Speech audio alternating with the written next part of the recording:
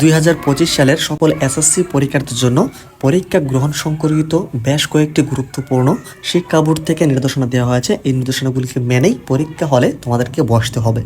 তো তোমাদের রুটিনটা অলরেডি কিন্তু তোমাদের পরিবর্তন হয়ে গিয়েছে, সেই বিষয়টা তোমরা অলরেডি জানো। ওকে, তো এই বিষয়ে কিন্তু দেখা যাচ্ছে তোমাদের পরীক্ষা গ্রহণ সংক্রান্ত বেশ কয়েকটি এখানে গুরুত্বপূর্ণ আপডেট কিন্তু চলে আসছে।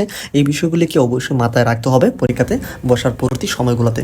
তো এখানে আমরা আজকের এই ভিডিওর মাধ্যমে তোমাদের এই বিষয়ে যে আপডেট রয়েছে সেটা আমরা একদম বিজ্ঞপ্তির মাধ্যমে এই পুরো বিষয়টি জানিয়ে দেওয়ার চেষ্টা করব। তো এখন যারা আমাদের চ্যানেলে নতুন, চ্যানেলটিকে সাবস্ক্রাইব করেন প্রতিনিয়ত শিক্ষামূলক সকল আপডেট তথ্য পাওয়ার জন্য অবশ্যই তোমরা চ্যানেলটিকে সাবস্ক্রাইব করে রাখো। এছাড়া কিছুদিন পরে তোমাদের শর্ট সাজেশনগুলো আমাদের চ্যানেল থেকে তোমরা পাবে। এছাড়া তোমাদের যে কোনো ধরনের কোয়েশ্চেন থাকলে অবশ্যই কমেন্ট সেকশনে জানাবে। সকল ধরনের সাপোর্ট আমাদের এই চ্যানেল থেকে তোমরা পাবে। ওকে, তো তোমাদের সুবিধাতে আমরা কিন্তু অলরেডি এইখানে যেই বিজ্ঞপ্তিটি রয়েছে আমরা এখান থেকে তোমাদের যে পরীক্ষা সংক্রান্ত এখানে তোমরা অলরেডি দেখতে পাচ্ছ বিষয় রয়েছে 2025 সালের এসএসসি দাখিল, এসএসসি ভোকেশনাল ও দাখিল ভোকেশনাল পরীক্ষা 2025 পরীক্ষা গ্রহণ সংক্রান্ত যে বিজ্ঞপ্তিটা, যেই দিক নির্দেশনা রয়েছে এই বিষয়ে কিন্তু এখানে সবকিছু ইনফরমেশন রয়েছে। তো আমি একে একে সব কিছু তোমাদেরকে জানিয়ে দিচ্ছি। 2025 সালের মাধ্যমিক স্কুল সার্টিফিকেট, এসএসসি দাখিল, এসএসসি ভোকেশনাল ও দাখিল ভোকেশনাল পরীক্ষা সুষ্ঠু, সুন্দর ও সম্পূর্ণ নকলমুক্ত পরিবেশে অনুষ্ঠানের লক্ষ্যে নিম্নবর্ণিত বিষয়সমূহ নিশ্চিত করার জন্য সংশ্লিষ্ট সকলকে নির্দেশক্রমে অনুরোধ করা হলো।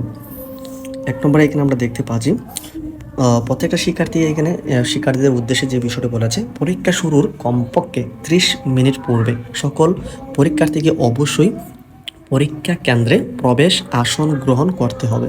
অনিবার্য কারণ কোনো পরীক্ষার্থী নির্ধারিত সময়ের 30 মিনিট পরে পরীক্ষা কেন্দ্রে আসলে রেজিস্টারে নাম, রোল নম্বর, প্রবেশের সময়ও বিলম্বের কারণ উল্লেখ করতে হবে।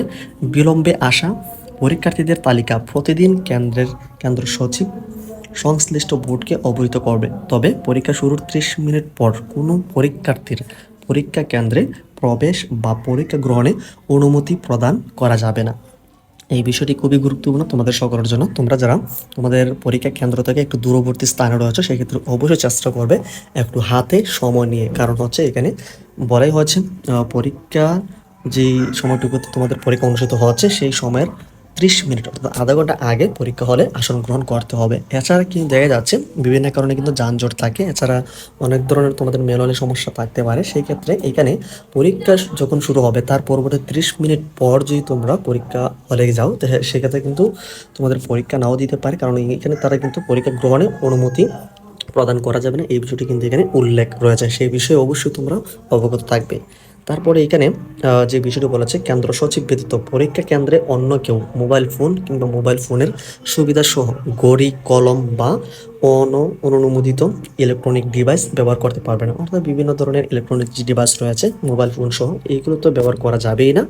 এছাড়া এখানে অনেক ধরনের বেশ কিছু ফিচার নিয়ে আলাপ আলোচনা হয়েছে। এছাড়া তোমাদের প্রশ্নগুলিকে খুবই সতর্কভাবে এখানে কিন্তু নেওয়ার জন্য তারা ট্রেজারি বা থানা নিরাপত্তা হেফাজতে হতে প্রশ্নপত্র যে গ্রহণ, পরিবহন, এটা আসলে কর্মকর্তা রয়েছে বা শিক্ষক রয়েছে তাদের এগুলো কাজ, এটা তাদের উদ্দেশ্যে বলা হয়েছে। এছাড়া প্রত্যেক কেন্দ্রের জন্য একজন করে এক্সিকিউটিভ, এটা হচ্ছে ম্যাজিস্ট্রেট কিংবা যারা দায়িত্বপ্রাপ্ত রয়েছে তাদের জন্য। তো এখানে আমরা জোরালোভাবে যে বিষয়টি এখানে দেখতে পেলাম, অনিবার্য কারণ বশত কোনো পরীক্ষা বিলম্বে শুরু করতে হলে তোমাদের যেই সময়টুকু অর্থাৎ তোমাদের পরীক্ষা যে সময় রয়েছে সেই সময়ের পরবর্তী সময় যদি এখানে নেওয়া হয়, যেই সময় থেকে তোমাদের পরীক্ষাটা শুরু হবে ওই সময় থেকে তোমাদের প্রশ্নপত্রে উল্লিখিত সময় পর্যন্ত কিন্তু তোমাদেরকে দেওয়া হবে। এই বিষয়ে তোমাদের চিন্তা করার কারণ নেই।